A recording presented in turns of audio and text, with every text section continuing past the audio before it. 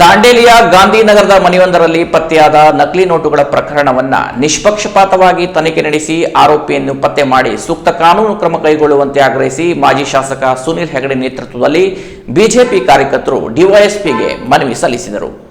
ದಾಂಡೇಲಿ ನಗರದ ಗಾಂಧಿನಗರದಲ್ಲಿ ಮನೆಯೊಂದರಲ್ಲಿ ಕೆಲವು ದಿನಗಳ ಹಿಂದೆ 500 ರೂಪಾಯಿ ಮುಖಬೆಲೆಯ ನಕಲಿ ನೋಟುಗಳು ಪತ್ತೆಯಾಗಿದ್ದು, ಆರೋಪಿಯನ್ನು ಪತ್ತೆ ಹಚ್ಚಿ ಯಾವ ಕಾರಣಕ್ಕೆ ಈ ನೋಟುಗಳನ್ನು ಮನೆಯಲ್ಲಿಡಲಾಗಿದ್ದು ಹಾಗೂ ಅದರ ಬಗ್ಗೆ ತನಿಖೆ ನಡೆಸಬೇಕೆಂದು ಡಿವೈಎಸ್ಪಿ ಶಿವಾನಂದ ಮಾದರ್ಕಂಡಿ ಅವರಿಗೆ ಇಂದು ಬೆಳಿಗ್ಗೆ ಮಾಜಿ ಶಾಸಕ ಸುನಿಲ್ ಹೆಗಡೆ ಅವರ ಉಪಸ್ಥಿತಿಯಲ್ಲಿ ದಾಂಡೇಲಿ ಭಾಜಪಾ ಮಂಡಲದವರು ಮನವಿ ನೀಡಿದರು. ಮನವಿ ನೀಡಿ ಮಾತನಾಡಿದ ಮಾಜಿ ಶಾಸಕ ಸುನಿಲ್ ಹೆಗಡೆ ಅವರು ಅಂದಾಜು 14 ಕೋಟಿಯಷ್ಟು ನಕಲಿ ನೋಟುಗಳು ಪತ್ತೆಯಾಗಿದ್ದು, ಆರೋಪಿಯು ನಾಪತ್ತೆಯಾಗಿದ್ದು, ಆರೋಪಿಯನ್ನು ಪತ್ತೆ ಮಾಡಿ ಪ್ರಕರಣವನ್ನು ದಾಖಲಿಸಿ ತನಿಖೆ ನಡೆಸಬೇಕೆಂದು ಹೇಳಿದರು.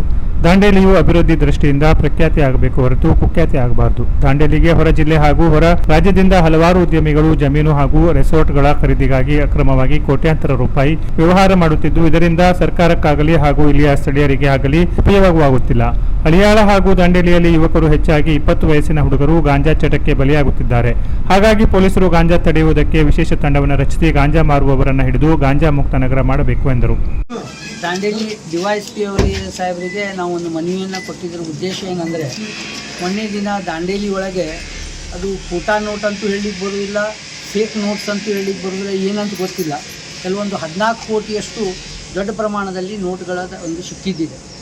ಮತ್ತು ಅಲ್ಲಿ ನೋಟ್ ಎಣಿಸುವಂಥ ಮಷೀನು ಸಿಕ್ಕಿದ್ದಿದೆ. ಮತ್ತು ಈ ಮೂರನೇ ವಿಷಯ ಏನು ಅಂದರೆ, ಆ ವ್ಯಕ್ತಿ ಮನೆಯಲ್ಲಿ ಇರಲಿಲ್ಲ, ಭಾಳ ದಿನದಿಂದ ಮನೆಯಲ್ಲಿಲ್ಲ. ಅಂಥ ಸಂದರ್ಭದಲ್ಲಿ ಅವನಿಗೆ ಫೋನ್ ಮಾಡಿದರೂ 3 ದಿನದಿಂದ ನಾವು ಬಂದಿಲ್ಲ.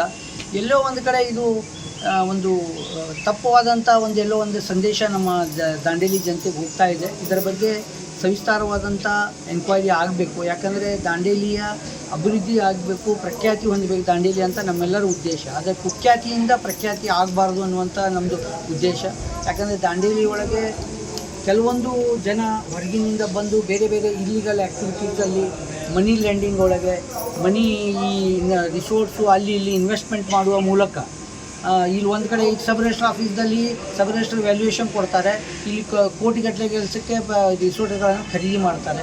ಅಲ್ಲಿ ಸರ್ಕಾರಕ್ಕೂ ಆದಾಯ ಇಲ್ಲ, ಜನರಿಗೂ ಜಾಬ್ ಇಲ್ಲ, ಇವ್ರಿಗೆ ದುಡ್ಡಿನ ಒಂದು ರೀತಿ ಅವ್ಯವಹಾರ ಇಲ್ಲಿ ನಡೀತಾ ಇದೆ.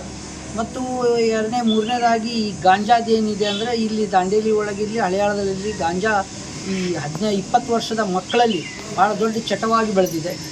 ದೇಶಕ್ಕೆ ಅಂದಾಜಿನ ಪ್ರಕಾರ 3,500-4 ಸಾವಿರ ಮಕ್ಕಳು ಗಾಂಜಾ ಬಲಿಯಾಗ್ತಾ ಇದ್ದಾರೆ ನಮ್ಮ ಹಳೆಯಾಳ ಕ್ಷೇತ್ರದಲ್ಲಿ ನಿಂತಿದೆ. ಇದ್ರ ಬಗ್ಗೆ ಒಂದು ಸ್ಕ್ವಾಡ್ ಮಾಡಬೇಕು ಮತ್ತು ಎಲ್ಲ ನಿಗಾ ಇಟ್ಟು ಯಾರು ಆ ಗಾಂಜಾನ ಸಪ್ಲೈ ಮಾಡ್ತಾ ಇದ್ದಾರೆ ಆ ಸಪ್ಲೈಯರ್ಸಿಗೆ ಮೊದಲು ಹಿಡಿದು ಒಳಗಾಕುವಂಥ ಕೆಲಸ ಆಗಬೇಕು. ಅದೇ ರೀತಿ ನೋಟಿನ ತನಿಖೆಯ ಸಂಗಡ ಮತ್ತು ಈ ರೀತಿಯ ಏನು ಆ್ಯಕ್ಟಿವಿಟೀಸ್ಗಳು ಹೊರಗಿನಿಂದ ಬಂದು ಇಲ್ಲಿ ಬಾಡಿಗೆ ಮನೆಯಲ್ಲಿ ಉಳ್ಕೊಂಡು ಮತ್ತೊಂದು ಉಳ್ಕೊಂಡು ಯಾವುದೇ ಕೆಲಸಗಳಿಲ್ಲರಿ ದಾಂಡೇಲಿ ಒಳಗೆ, ಜಾಬ್ಗಳು ಯಾವುದೂ ಇಲ್ಲ, ಅನಾವಶ್ಯಕ ಕುಳಿತಾ ಇದ್ದಾರೆ. ಈ ಜಮಾತ್ನಲ್ಲಿ ಬರುವಂಥ ಇದಕ್ಕೂ ಸಹ ಆಧಾರ್ ಕಾರ್ಡ್ ಮೂಲಕ ಅವ್ರ ಮೇಲೆ ನಿಗಾ ಇಡಬೇಕು ಅಂತ ಹೇಳಿ ನಾವು ಈ ಸಂದರ್ಭದಲ್ಲಿ ಡಿವೈಎಸ್ಪಿ ಅವರಿಗೆ ಮನವಿಯನ್ನು ಕೊಟ್ಟಿದ್ದೇವೆ. Canara plus news Dandeli.